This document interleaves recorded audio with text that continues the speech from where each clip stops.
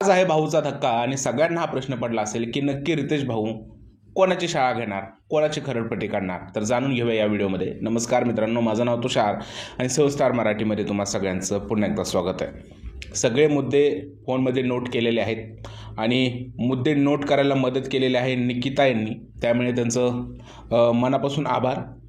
तर पहिला जो मुद्दा आहे रितेश भाऊ जे काढू शकतात या भाऊच्या धक्क्यावर, ते म्हणजे सामान उचलण्यावरून जो मुद्दा झाला होता. म्हणजे ज्या पद्धतीने सर्वांचे कपडे उधळून टाकली होती, पॅडे दादाने जे सामान जे आहे त्याला उचलायला सांगितलं होतं, त्या मुद्द्यावर जे आहे ते रितेश भाऊ निक्कीची आणि त्याच्या टीमची शाळा घेऊ शकतात. कारण अरबाज कॅप्टन झाल्यानंतर ते सामान ॲटोमॅटिक परत आतमध्ये गेलं. म्हणजेच याला काय म्हणतात की अनफेअर आणि बकवास गेम म्हणतात. आणि याबद्दल जे आहे ते रितेश भाऊ जे आहेत ते निक्की मॅडमची शाळा घेऊ शकतात. त्यानंतर दुसरा जो मुद्दा आहे तो आहे मालवणी भाषेचा. याबद्दल वैभवला जे आहे ते रितेश भाऊ माफी मागायला सुद्धा लावू शकतात. तुम्हाला माहीतच आहे की मालवणी भाषेचा किती मोठा इश्यू झाला होता. मालवणी भाषा ही मराठी नाही असं स्टेटमेंट वैभवने केलं होतं. त्यामुळे वरती जे आहे चांगलेच रितेश भाऊ भडकू शकतात आणि त्याला मालवणीच्या मुद्द्यावरून माफी मागायला लावू शकतात.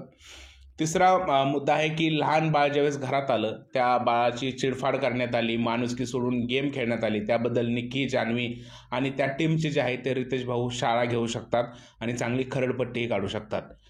कॅप्टन्सी टास्क उमेदवारीसाठी जो टास्क झाला त्यामध्ये 2 टीम पाडल्या होत्या. त्यामध्ये वैभवला अपोजिट टीममध्ये टाकलं होतं. तिकडे तो अनफेअर गेम खेळला किंवा तो समोरच्याच टीमकडून गेम खेळला, स्वतःच्या टीमसाठी गेम खेळला नाही.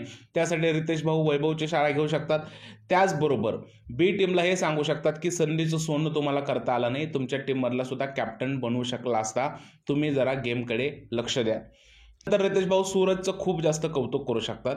कारण ज्या पद्धतीने कॅप्टन्सी टास्कमध्ये सूरज तिकडे एकटाच लढला, त्याच्या या लढावृत्तीला सलाम करू शकतात रितेश भाऊ आणि त्याचं पोट भरून कौतुक होऊ शकतं. त्याचबरोबर योगिताचं सुद्धा खूप जास्त कौतुक होऊ शकतं. कारण योगिताने सुद्धा चांगला गेम खेळला आहे. फक्त योगिता जे गप्प राहते त्यासाठी सुद्धा रितेश भाऊ तिला बोलू शकतात की थोडं ॲक्टिव्ह होण्याची गरज आहे. बाकी छान प्रकारे गेम जो खेळला हे योगिताला सांगू शकतात.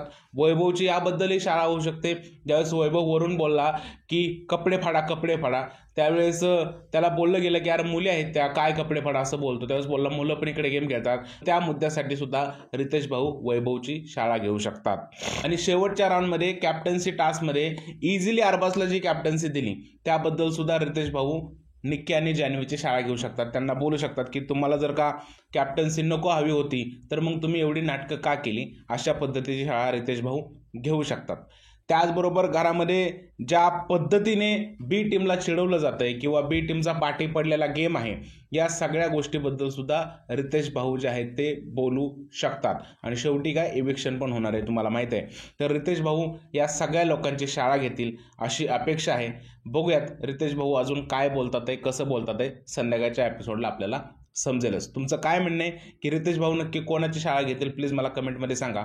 जर हा व्हिडिओ आवडला असेल तर त्याला लाईक करा, शेअर करा, चॅनलला सबस्क्राईब करायला विसरू नका. भेटूया पुढच्या व्हिडिओमध्ये. तोपर्यंत भारत माता की जय.